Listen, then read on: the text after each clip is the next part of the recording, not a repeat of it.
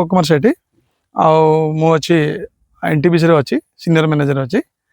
मुझे जो जगह किणला मुझे से इटा फैक्ट्री करने चाहिए किसी लोक ये नीलम हे माने जॉइन करेंगे जॉइन करके पेट पाटना करेंगे बोली मुझे चाहूँगी से मुझे इटा फैक्ट्री कली मुझे इटा फैक्ट्री करने सहित सहित कारण मुझे गवर्नमेंट रू अप्रूवाल नहीं कि कली और सब पॉल्यूशन कंट्रोल बोर्ड जहाँ था सब नीति नियम मानिक मुझे सब कली कर सारापर आहरी जगह भी पड़ता है तो मत कौटी ना कौटी लगिला जे मुझे जब मुझे फार्मिंग करदे तो गछ भी लगिज ये माने जो परिवेश भी तार जो जदि भी पाउंसर किसी दूषित हो तो से शिक्षित युवक दीपक सेठी निज चेष्टा एबे अनेक परिवार को देउची रोजगार जहाँकि तांकर इच्छा और मनोबल मध्य गरीब परिवार रे प्राय 10टी परिवार 80 रु 90 जन लोक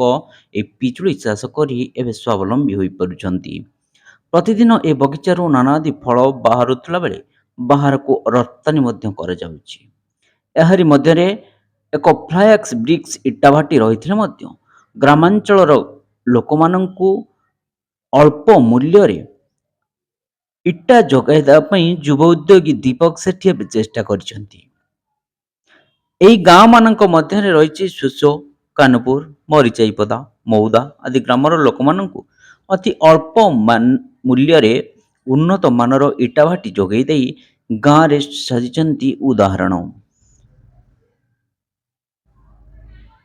फल चाष एहरी मध्यरे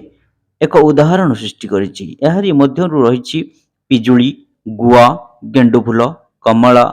सांगकु मेहगानी कदली एवं पिंक बाताबी एबे रोजगार मुख्य उपादान साजिछि। एहाकु नै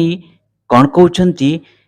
युव व्यवसायी दीपक सेठी गोटे फार्मिंग कला कली ये चाष कर ये पिजुली अच्छी ताइवान पिंक पिंक थाई 7 अच्छी आ देसी पिजुली भी अच्छी आ देसी कदली भी अच्छी गत वर्ष आम 280टा कदली कांदी आम बिकिलु कंचा कदली आउ गुआ तो आप देखिए ये गुआ अलरेडी भर्ती हो गला गुआ गच सब गोटे अलग भेराइटर आम आणिक करूँ आ सहित सहित